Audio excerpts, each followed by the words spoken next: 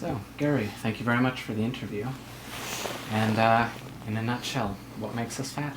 Okay, in a nutshell, the argument I'm making is pretty simple. It's obesity is a growth disorder, just like any other growth defect. The hormone involved is insulin, and if insulin's involved, you gotta assume it's the carbohydrate content of the diet. Mm-hmm. And for 50 to 150 years, depending on how you want to look at it, or almost 200 years now, there's been this conventional wisdom that carbohydrates are fattening. And it's evidence that if you take the carbs out of the diet and replace them with fat, you can lose weight pretty easily and without hunger, without the kind of deprivation that you feel in other diets. So I would say carbohydrates make us fat. Okay, and I've talked to some people that are sort of in the diet realm but haven't investigated it fully. Right. And the first thing I say when, well, what do you consider about a low-carbohydrate diet? And the first thing they say is, well, then your body goes into ketosis, and that's so horrible. You can't possibly live like that, so... They can confusing ketosis with ketoacidosis, which is a condition you get in diabetes where the ketone levels skyrocket. It's like, ketosis is a pretty normal state. I mean, in the morning when you wake up, your body is secreting, your liver is pumping out some ketones, not as much. So, it's a kind of knee-jerk response that this has to be bad, because if you're an uncontrolled diabetic, your ketone levels will be 10 times as high. And it's a primitive kind of response to why this diet must be bad for you. And I'm not arguing that you have to be in ketosis. I'm saying if the carbohydrates are fattening, don't eat them. Mm-hmm. One way to deal with that is to do a diet where, again, you increase fat consumption sufficiently so that you are in ketosis. And if you're overweight, really obese, it's probably a good idea to do that. But it's not necessary. The point of the book is not that everybody should be in a ketotic state. The point of the book is that we shouldn't eat refined grains and sugars. It will be a lot healthier. Mm-hmm. So that's what I'm arguing. Yeah. So if you were put in charge of public health policy, you woke up next morning and you were in charge of U.S. Dietary health regulation, what would you do? What's the first thing you would do? I was king of the universe. Exactly. What would I do? Just for the food. I would probably somehow remove sugar from the food supply, sugar and high fructose corn syrup. Mm-hmm. And I would do this in part for my children and all the children everywhere. I just, as a parent, it offends me how difficult it is to buy a food that doesn't have sugar in it. And doesn't have far more sugar in it than necessary to make it sweet. And so, if I didn't get rid of sugar entirely, I would lower the sugar content of foods by a factor of 5, which is probably sufficient.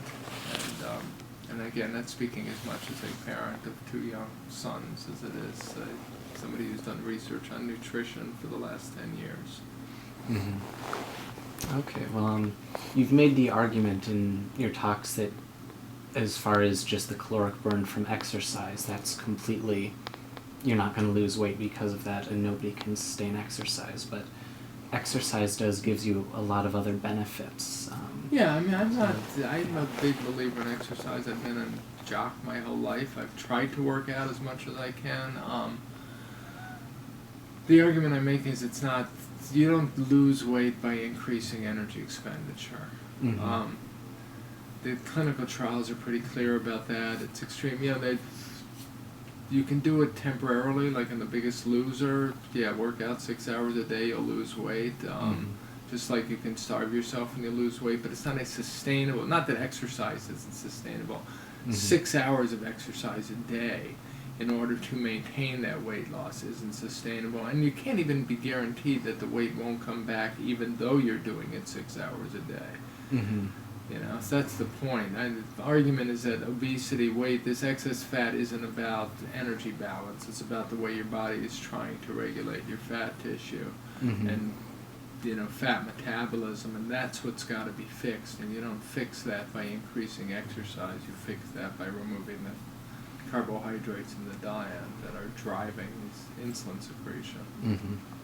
Okay, and insulin's anabolic effect is not just limited to fat tissue. It does a lot of other. Yeah, you'll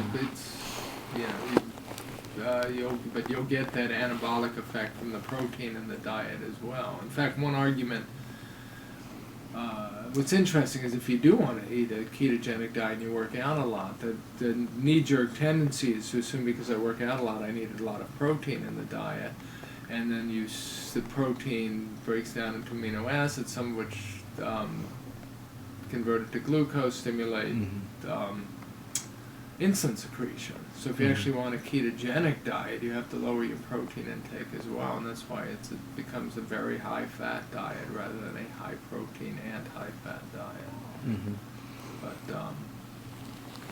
when it actually gets into the minutia of exercise physiology, that's not my area of expertise. Mm-hmm. I was just curious about how that, had other effects, especially because as far as the health implications of the diet, more than just losing 20 or 40 pounds, or heart 100, or 100 or 200 or more, as is the case for some people.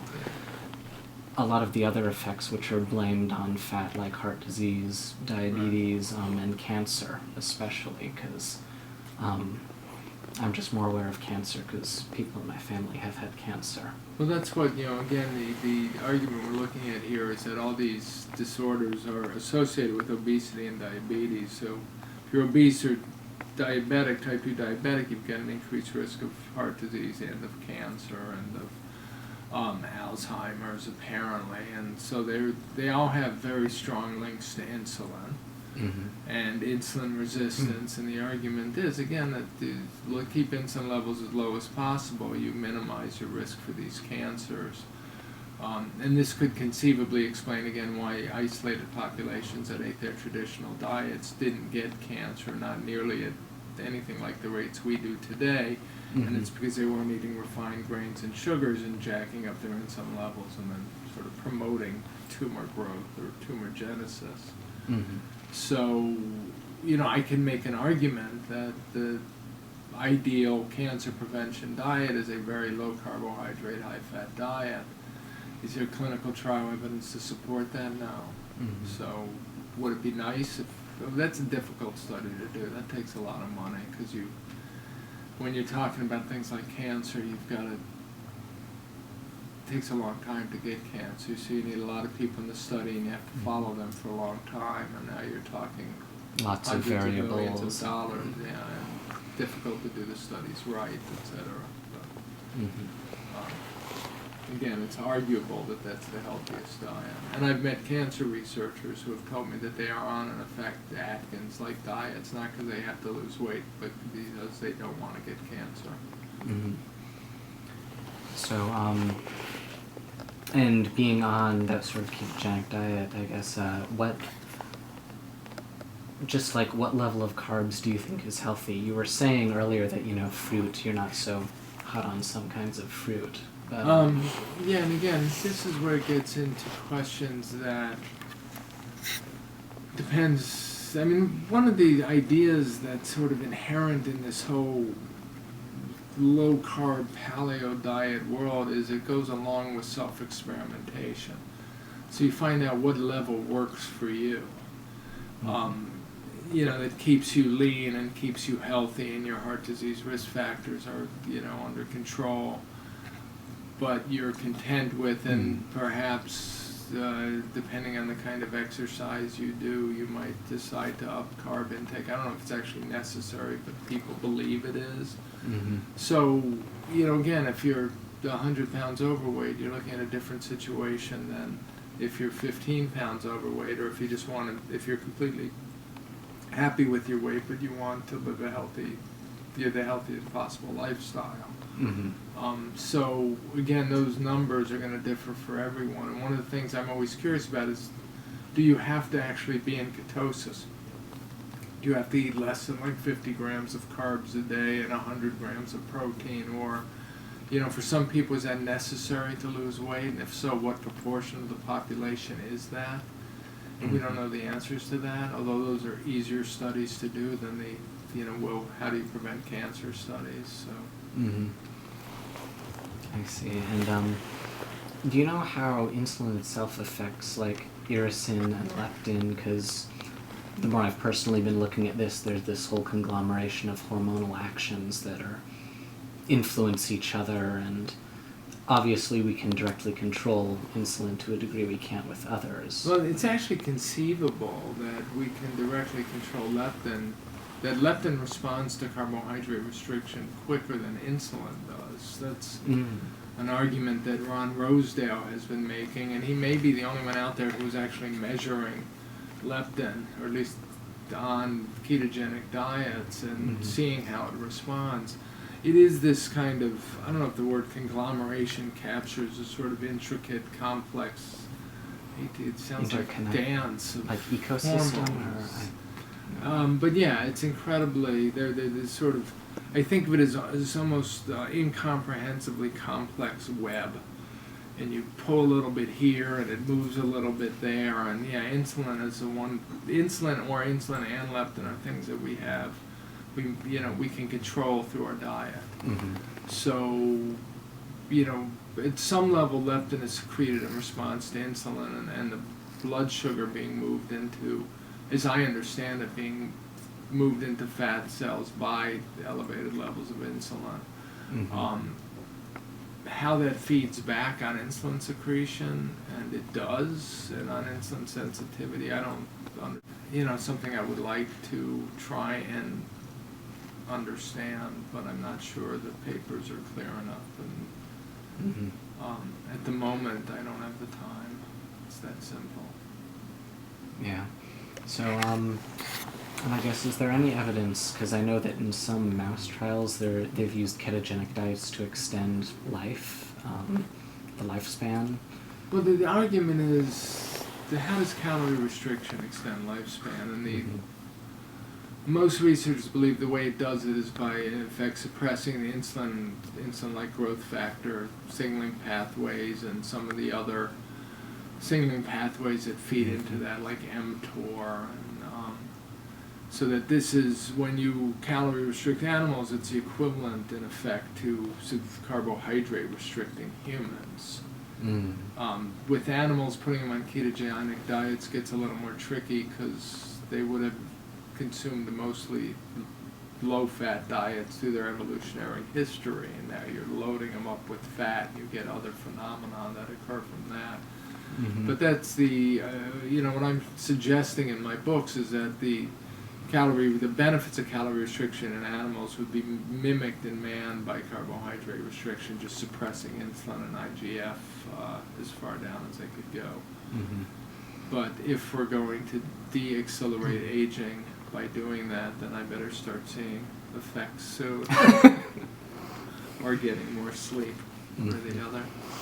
One last question. Based on your personal experience and what you've read, if somebody wanted to start a ketogenic or a low-carb diet, do you think they should taper down, or just completely switch, or?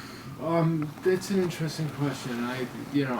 Again, it depends on the individual. I do tend to think of this in terms of cigarette smoking, because I used to be a smoker. And on one level, you could argue that I tapered down for a decade before I successfully quit. And in fact, I went from smoking cigarettes to little Cuban cigars that I would only smoke 4 a day, even though it had the nicotine of like 3 packs of Marlboros. Ultimately, you end up going cold turkey. And so I'm just not sure really, which it might depend on the psychology of the individual, it might depend on the physiology of the individual. It could just be that the easiest thing to do is just give it all up like you would. Nobody, in this day and age, you would never tell an alcoholic to taper down. I mean, alcoholics try it all the time. That's usually, I'm trying to quit, I'm only drinking wine these days, and it invariably fails. As a former smoker, I tapered down, like I said, for decades before I finally quit, but eventually you just have to go cold turkey. And I could argue either way. I have a friend, a colleague, who thinks tapering down is the way to do it because that's how he did it. Mm-hmm. But I could argue that cold turkey is, at least it may be correct for everyone else. And if he tried cold turkey, it might have worked equally well.